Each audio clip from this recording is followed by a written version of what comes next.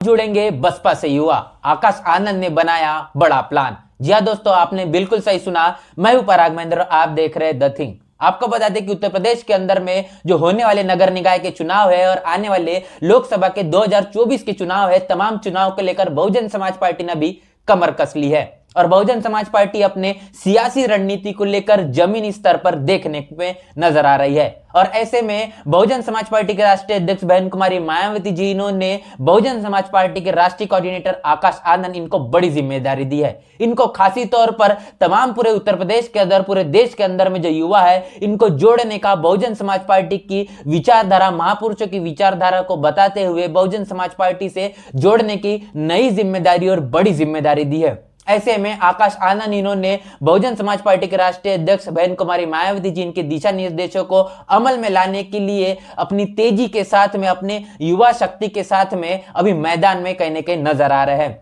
ऐसे में आकाश आनंद, इनके माध्यम से जिस प्रकार लगातार अनेकों प्रदेशों के अंदर में जनसभाएं की जा रही है, तमाम स्तरों पर जो सभाएं हो रही है, इन सभाओं से ये खासी जो प्रभाव पड़ रहा है, इससे समझ में आता है कि कहीं ना कहीं बहुजन समाज का जो बहुत बड़ा तबका है, खासी जो युवा है, ये बहुजन समाज पार्टी को कहीं ना कहीं नया विकल्प मान रहा है। क्योंकि जिस प्रकार समाजवादी की पार्टी की बात करें उत्तर प्रदेश के अंदर में, भारतीय जनता पार्टी की बात करें पूरे देश के अंदर में, जिस प्रकार भारतीय जनता पार्टी का जो काम चल रहा है, ये भारतीय जनता पार्टी जिस प्रकार सांप्रदायिक माहौल बना रही है, ऐसे में जो तमाम पूरे देश का युवा है, कहीं ना कहीं एक रुख लगाए बैठा है किस प्रकार नया विकल्प इस देश के अंदर में मिले। और ऐसे में बहुजन समाज पार्टी के माध्यम से लगातार जो युवाओं को जोड़ने का काम बहुजन समाज पार्टी के राष्ट्रीय अध्यक्ष बहन मायावती जी, इन्होंने राष्ट्रीय कोऑर्डिनेटर आकाश आनंद इनको दिया है। तो तमाम जनसभाओं में लगातार वो जाकर युवाओं को बहुजन समाज पार्टी की विचारधारा को बताते हुए उनको जोड़ने का काम कर रहे हैं। उत्तर प्रदेश के अंदर में अगर बात करेंगे तो तकरीबन जो 35% जो तबका है वो ओबीसी समाज से आता है। उसके बाद में दलितों की अगर बात करेंगे तो वो 22%, और इसके साथ मुस्लिम समाज की बात करेंगे तो वो भी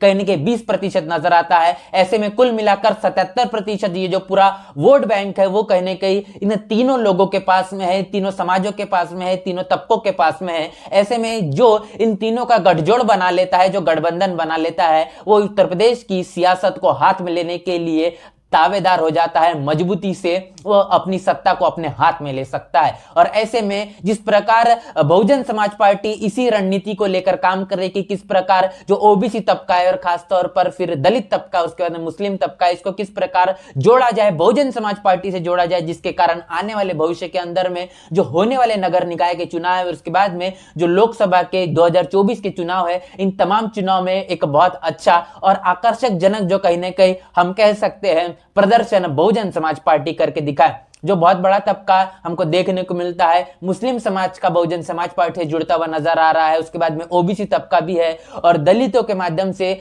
जो एक बिखराव नजर आ रहा है। ऐसे में बहुजन समाज पार्टी की विचारधारा को समझते हुए और जिस प्रकार भारतीय जनता पार्टी एक सांप्रदायिक माहौल बनाए हुए, इसमें दलितों का जो वोट बैंक है वो जस के तस बना हुआ है। बहुजन समाज पार्टी के साथ में थोड़ा बहुत कहीं ना कहीं बिखरा नजर आ रहा है, लेकिन समय के साथ साथ में वो बहुजन समाज पार्टी की तरफ आकर्षित हो जाएगा, ऐसे भी कहने के कयास लगाए जा रहे हैं। और ऐसे में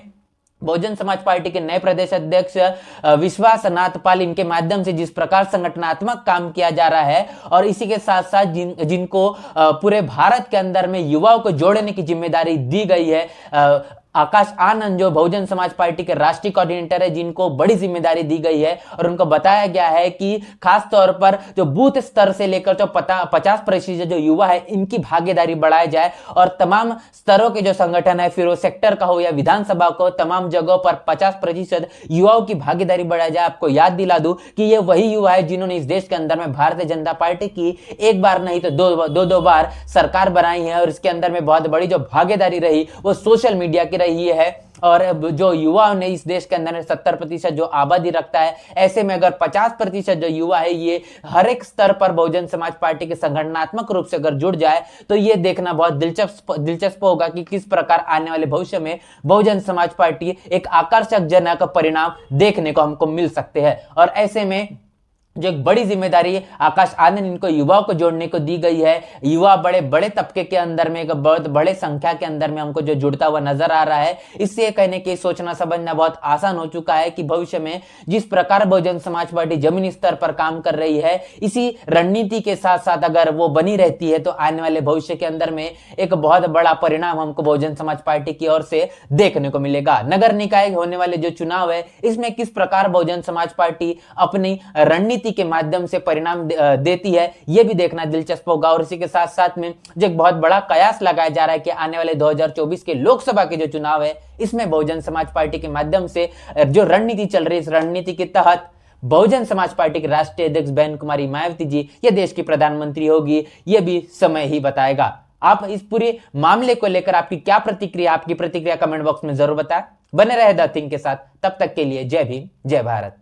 बहुजन विचारधारा को घर घर तक पहुंचाने के लिए हमारे YouTube चैनल को सब्सक्राइब करें, लाइक करें, कमेंट करें, शेयर करें और बेल आइकन की घंटी दबाना ना भूलें।